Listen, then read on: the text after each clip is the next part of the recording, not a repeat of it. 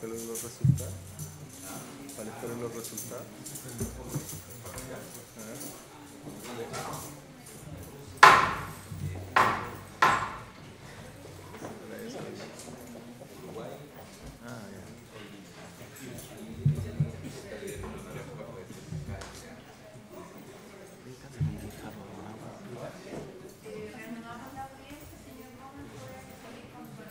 Gracias, magistrado. Paso ahora en relación a los elementos que fueron invocados por parte del Ministerio Público en cuanto a primera comisaría.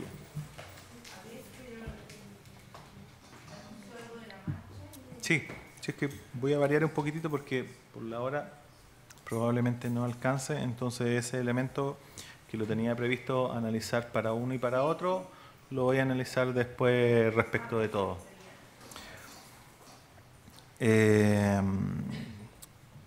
Y en relación a la primera comisaría señalada su señoría, que también fueron invocados en beneficio de la hipótesis del fiscal de participación de Juan Flores, el elemento de la tarjeta VIP. Esa situación ya me he referido, así que reitero todo lo planteado en términos de que la VIP no es personalísima y no acredita de su participación.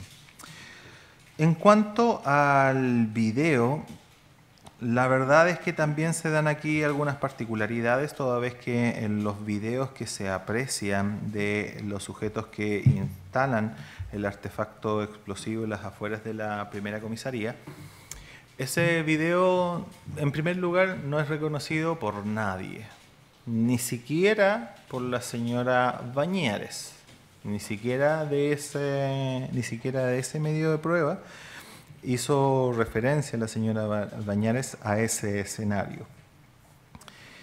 En cuanto a las vestimentas, que es otro de los elementos que sí se han también traído a colación, si bien el testigo Luis Jara fue el único que se refirió a esa circunstancia,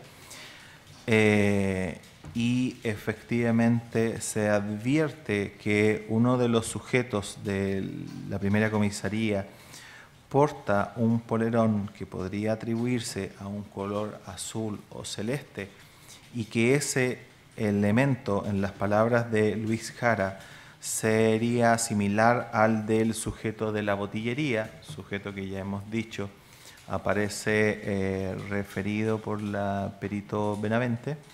Lo cierto es que nunca existió peritaje en relación a esa circunstancia. Es decir, la similitud de la vestimenta del sujeto comisaría con la similitud vestimenta sujeto botillería, a quien se atribuye ser Juan Flores. Y esto no es menor, por cuanto sí existieron los medios para poder realizarlo. De hecho, ese fue el sentido del peritaje que se le comentó a la perito María Mendizábal, y ella refirió los medios que analizó y nunca estuvo dentro de esos medios ninguno que dijera relación al análisis de imágenes sobre la base de vestimentas. Ella refirió que solamente le fue requerido el análisis de imágenes en relación al calzado, de lo cual ya he referido. Por tanto, la afirmación del testigo Luis Jara, la verdad es que queda como una afirmación que tiene poca corroboración con elementos técnicos. La perito Mendizábal contaba con un elemento computacional, contaba con la posibilidad de poder hacer ajustes, zoom, filtros a la imagen. Nada de eso se realizó. De manera tal que la afirmación del testigo Luis Jara queda como un supuesto no acreditado. Si bien, reitero, existe cierta similitud, esa similitud no es inusual poder encontrarla en la cotidianeidad de las vestimentas de las personas. El color celeste o el color azul es un color general que es usualmente forma parte de los colores que personas de sexo masculino utilicen. De hecho, miro así a muy simple vista entre todos los colegas de la sala de audiencia y advierto que muchos de ellos usan camisas con esa línea de color, de manera tal que verificar similitud sobre la base de una correspondencia en el color es una situación que aporta muy poco. En cuanto al ADN, en cuanto a la marcha de primera comisaría, la verdad es que el peritaje de Vivian Bustos y por así decirlo, y equipo, no se realizó sobre la base de imágenes medibles de primera comisaría. Así que en cuanto a un elemento técnico que se pretendió desarrollar en la perito Bustos, Mendizábal y Díaz, de las imágenes de primera comisaría estas no se analizaron, así que de ello ningún reporte para la tesis del fiscal. Y por otro lado, en cuanto al ADN en primera comisaría, acá, por cierto que fue como lo dijo mi colega Washington Lizana en su alegato de apertura, la prueba de ADN durante el curso de este juicio fue la madre de todas las batallas. Tuvimos aproximadamente 2 meses discutiendo respecto de este tema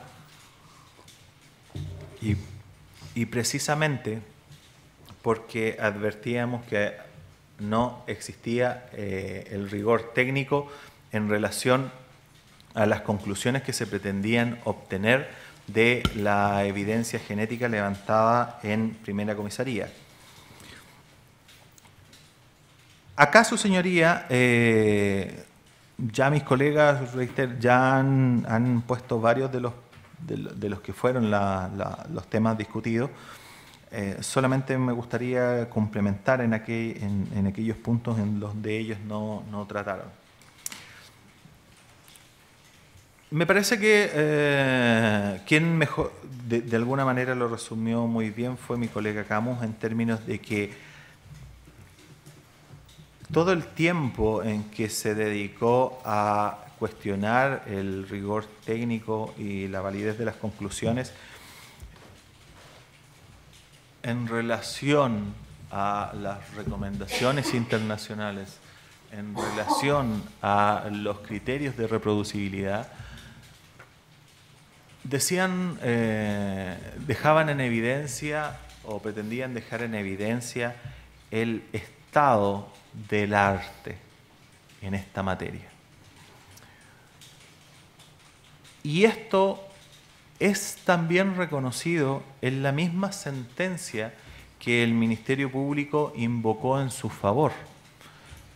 Esto es la sentencia en rol 22.356-14, en donde la Corte se pronuncia a propósito de un reclamo de error judicial. Ya analizar esa circunstancia, su señoría,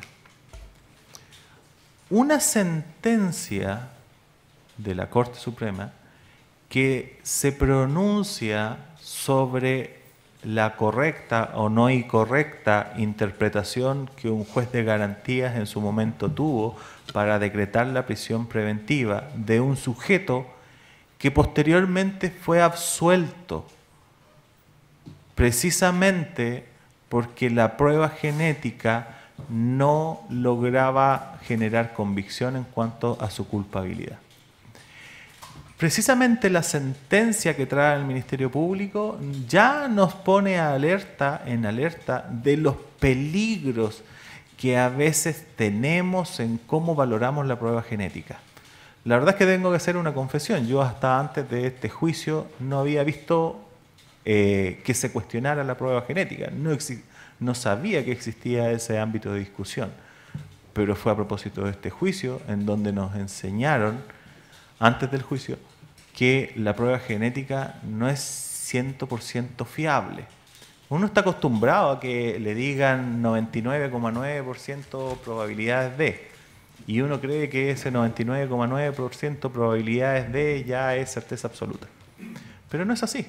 De hecho, Won y todos los peritos lo señalaban. Incluso esa expresión de resultados en porcentajes ya ha quedado totalmente abandonada. Y lo que nos hablaba Won y los demás es que el análisis de mezcla es dentro de la ciencia forense, de la ciencia de genética, es de relativa corta data. Porque antes, cuando existía evidencia de mezcla de perfiles genéticos, no se podía lograr ningún resultado.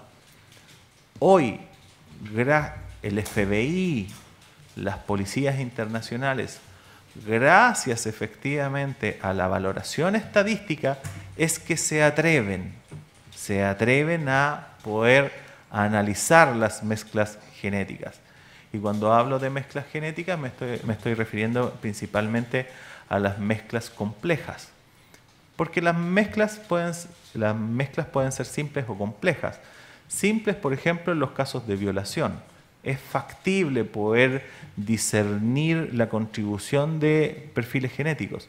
Pero cuando en una mezcla existen muchos alelos, la verdad es que eso ya nos pone un desafío. Y eso ya nos pone en una cuota de alerta.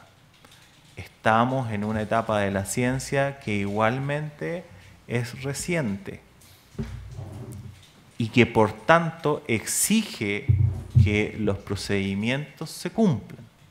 Si estamos hoy analizando los perfiles genéticos complejos, lo es porque existe la valoración estadística que incorpora con un valor las posibilidades de drop-in y drop-out.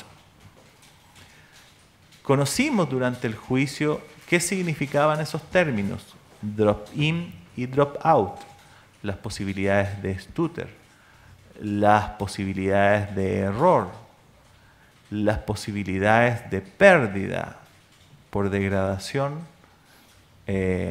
por degeneración. Nunca escuché la palabra estrés que mencionó el fiscal en su alegato de clausura. Existía la posibilidad de drop-in, existía la posibilidad de drop-out, y eso hoy se valora. Por tanto, si alguien se atreve a enunciar alguna conclusión de la prueba genética de perfiles mezclados complejos, debe respetar el estado del arte, debe respetar el estado de la ciencia. Y eso fue precisamente lo que en este caso no ocurrió. No existió valoración estadística ex profeso. El laboratorio no lo tiene Lavocar no lo tiene incluido dentro de su proceso, pues señala no le basta, no lo estimaban que fuese necesario, toda vez que sus conclusiones no iban dirigidas a generar una convicción en el tribunal, sino que en definitiva eran orientativas a la investigación criminal. Eso fue lo que dijo la perito Sonia Enríquez.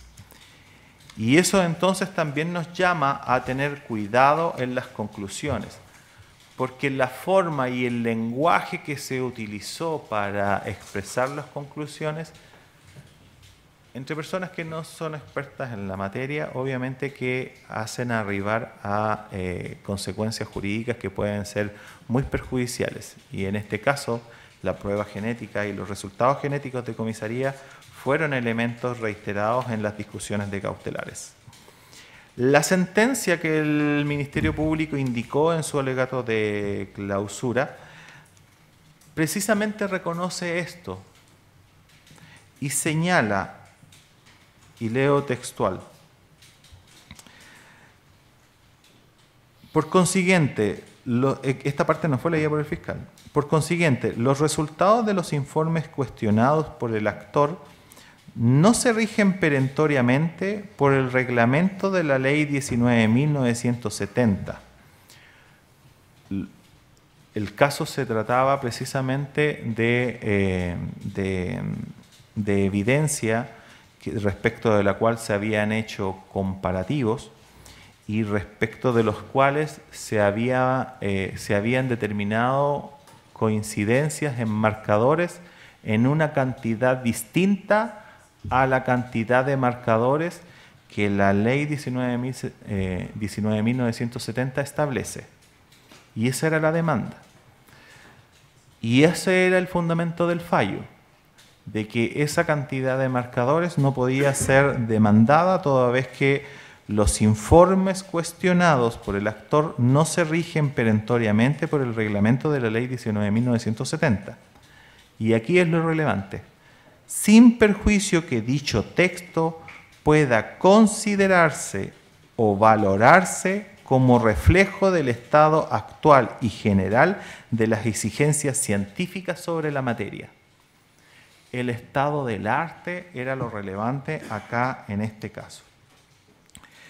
Y en ese sentido, el hecho de que no se siguieran las recomendaciones internacionales, si bien no vinculantes, sí significan mucho en cuanto al resultado final, a la valoración de las conclusiones. Estas recomendaciones internacionales no solamente decían relación en cuanto a los criterios de reproducibilidad, es decir, en cuántos electroferogramas tiene que estar repetido un alelo para que consideremos ese alelo como presente, que es algo de lo cual ya mi colega Washington Lizana se ha referido, sino que también dice relación las recomendaciones internacionales a la necesidad de valoración estadística.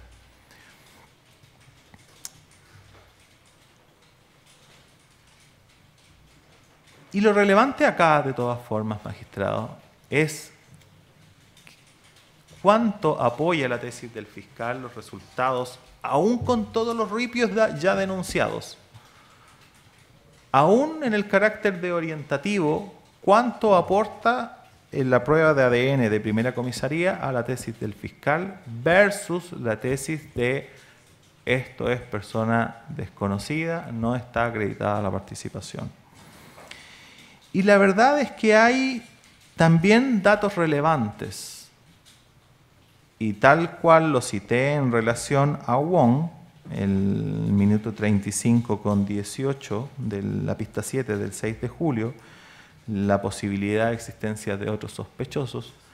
También acá, en la prueba genética de primera comisaría, eso es absolutamente palpable, la existencia de otros sospechosos. Porque se nos habló mucho de cuáles eran las evidencias en las cuales había cierta contribución de imputados. Pero hubo una evidencia que existió perfil genético que no correspondía a ninguno de los imputados. Esa evidencia, ese sospechoso, se llama E11. La evidencia E11 daba cuenta de un perfil genético y ese perfil genético no se determinó correspondencia ni en Juan Flores, ni en Guillermo Durán, ni en ninguna de las personas que han intervenido o que han sido imputados. De manera tal que en un primer ámbito el valor para generar convicción en la hipótesis del fiscal se ve absolutamente mermado, no solamente por las críticas de la Lex Artis, sino que también por lo que los mismos resultados nos entregan. Y por otro lado, magistrado, quedó absolutamente en evidencia que este problema en cuanto al análisis de la prueba no solamente fue desde el punto de vista del análisis genético, sino que también este problema lo existió en el levantamiento de la prueba genética. Porque recordemos el momento en que la defensa en el contrainterrogatorio de la defensa de uno de los funcionarios que levantaron las imágenes, le solicitaron que contabilizara cuántas personas transitó en el lugar donde estaban las evidencias. En este momento no me recuerdo el dato, pero sí yo creo, su señoría, que ese momento durante el curso del juicio fue bastante decidor. Un sitio del suceso bastante contaminado, y en ese escenario de contaminación fue que se levantan evidencias.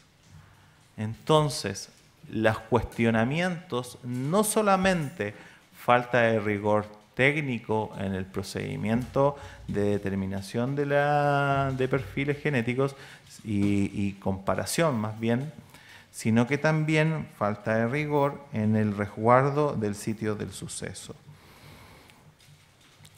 Un tema que también incluso el Ministerio Público incorporó el documento 144, que era un texto en inglés traducido y que decía relación al uso de análisis STR para detectar ADN humano de dispositivos de bomba explosiva. Este tema la verdad es que es más bien propio de mis alegaciones en cuanto a los domínicos, de cómo cómo los rastros genéticos pueden perdurar en evidencias, incluso no tener relación con la colocación. ¿Y esto por qué lo digo?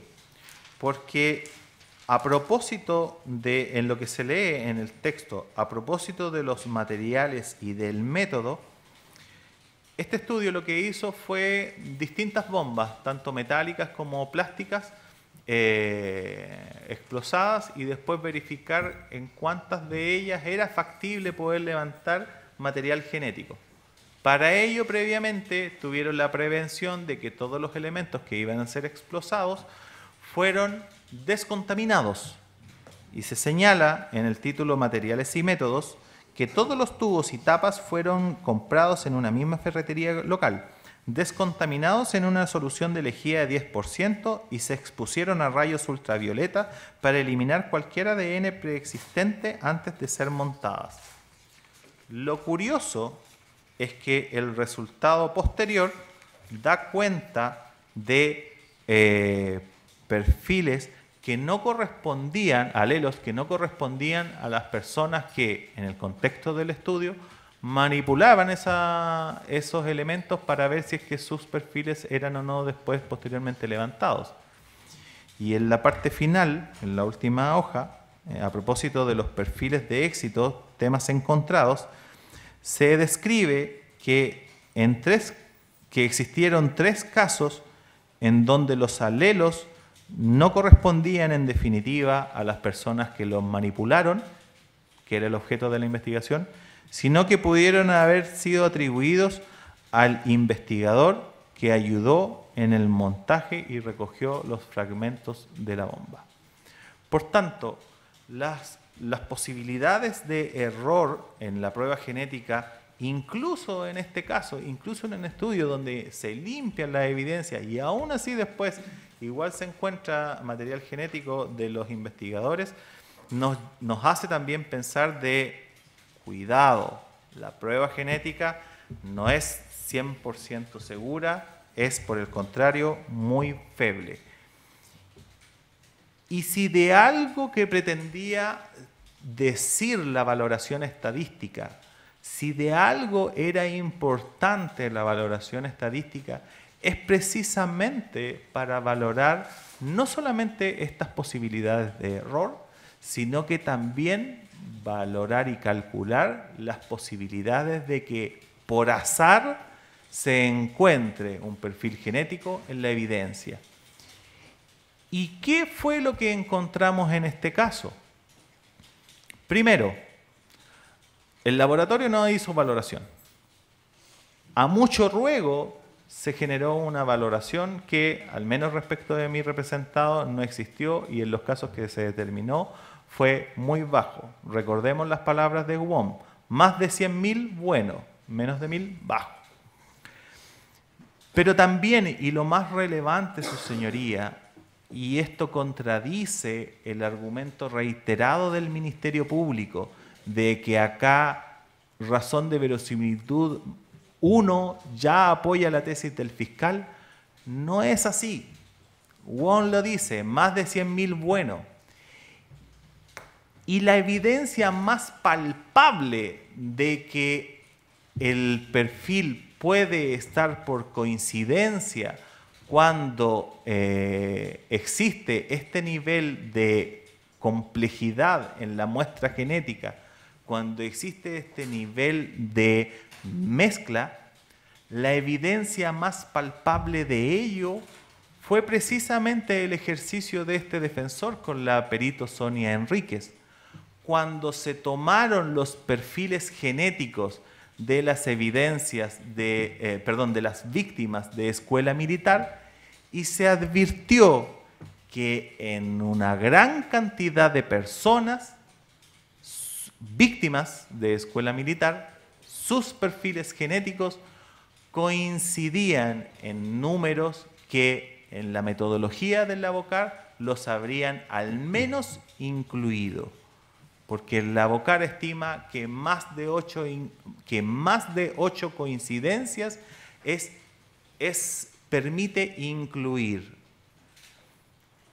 Y varias víctimas tuvieron más de 8 coincidencias, incluso 3 víctimas tuvieron 3 coincidencias. Y acá un tema no menor, porque la forma como el Lavocar, los parámetros que el Lavocar tiene para asignarle valoración orientativa a esta prueba, se contradicen precisamente con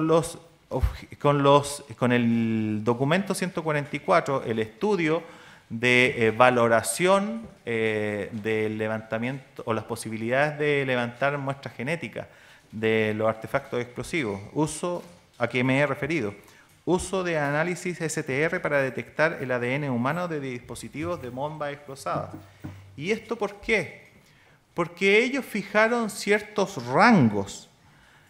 Los alelos, y ellos dijeron en el acápite electroforesis capilar, ellos dijeron que los alelos de un perfil genético con un valor entre 150 y 4500 RFU eran reportables. Por el contrario, los alelos de un perfil genético con un valor 50 y 149 RFU fueron solamente declarados como activos, pero los alelos activos no son reportables y no pueden utilizarse para cálculos estadísticos, más solo pueden servir para exclusión. ¿Y qué es lo que tuvimos acá? Lo que tuvimos acá es que muchos de los alelos que Lavocar incluía tenían menos de 150 RFU. El servicio médico legal ocupa el límite de 100. Es curioso que el Lavocar ocupa un límite de 80 y eso es indicativo de la mayor propensión.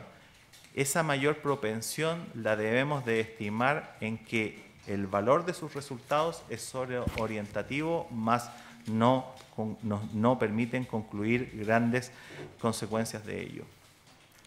Por el horario magistrado, voy a dejar mis alegaciones hasta acá y continuaré el día lunes en lo que ya había expresado y el análisis de la marcha que me quedó pendiente.